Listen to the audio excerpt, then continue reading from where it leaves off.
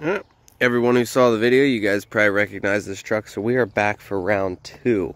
Now, I was called out last week to come out and do a tappet cover gasket because I was told tappet cover was leaking. So I said, okay, come out, customer diag, whatnot. So we pulled everything off, we did a tappet cover, great. So when I also got here, there was no oil in it. He'd already drained the oil and everything. He's going to do an oil change, as you can see from the oil jug and all that.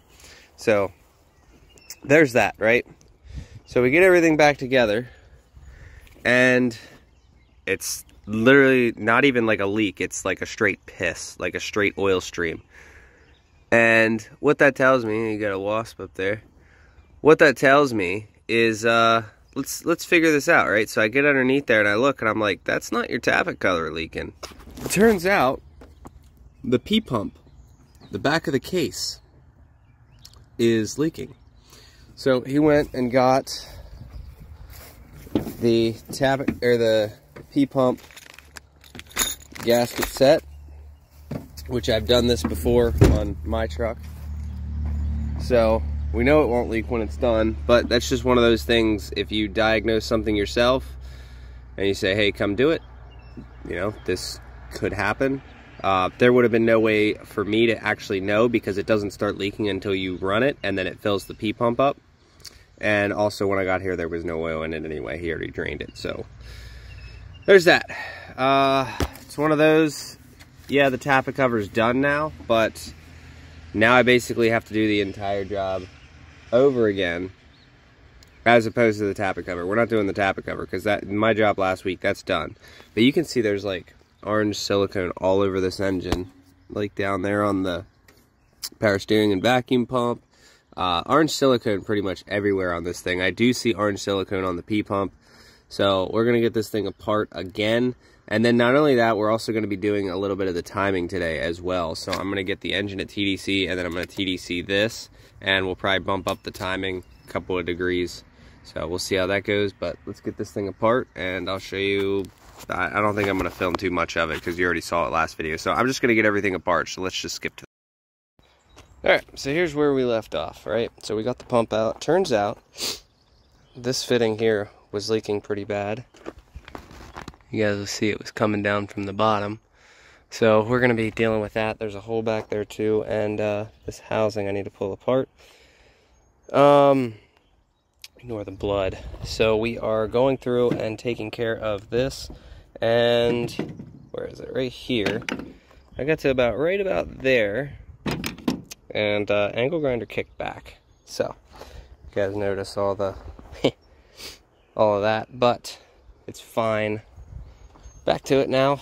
We're gonna get this thing thrown back together pretty soon. I want to make sure that this thing doesn't leak at all, so we're probably gonna end up filling it. I'm gonna fill it with a little bit of oil, make sure that it's not gonna leak. I'm gonna fill it with a little bit of oil, but we figure we might as well go through and do all this stuff while it's apart. Yeah. Hopefully that's all it was. Alright, sorry I stopped filming for a while there after almost cutting my finger off. But she runs good. I pin timed everything, and then we gave him a couple of degrees. It definitely needs an idle adjustment, but besides that, he said it ran at 1,000 before. Sounds like it runs better than it did last week. Ugh.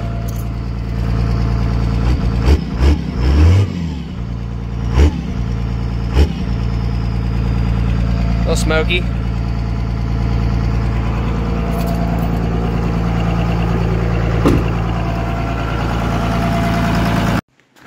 Alright, next day we are going to start throwing this thing back together. It is Monday now. Got the finger all, not stitched, but throw a band-aid on it and whatnot. It'll be fine. It should heal pretty well. So what we're going to do today is, first thing I'm going to try to tackle is getting the torque converter bolts back in, getting the exhaust manifold gaskets on order, and wiring the engine while everything is off, because that's the best time to do it. So we're going to get everything mounted up, then we'll get the PCM mounted on after that.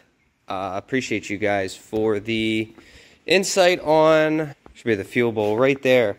So the funny thing is, you guys said that was for the 03 to 04 early model, but this is an 04.5 engine, so that's kind of what threw me off. Or this is an 04.5 engine. So this is an 04 truck.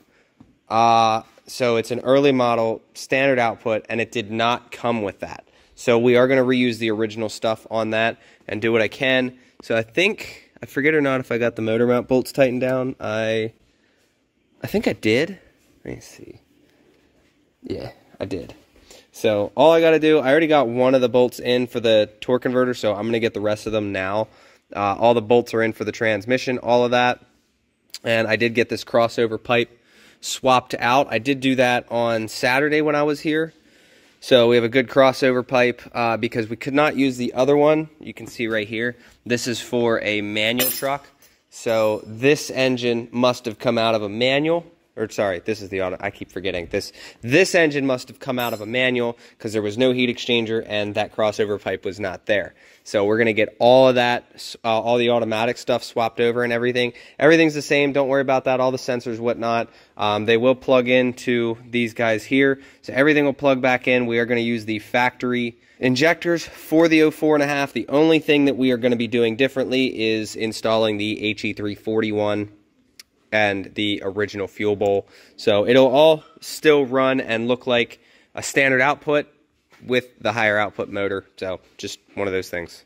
All right, just gonna give you guys a little update. We got the wire harness all fed through where it's supposed to be. Everything's in the same holes.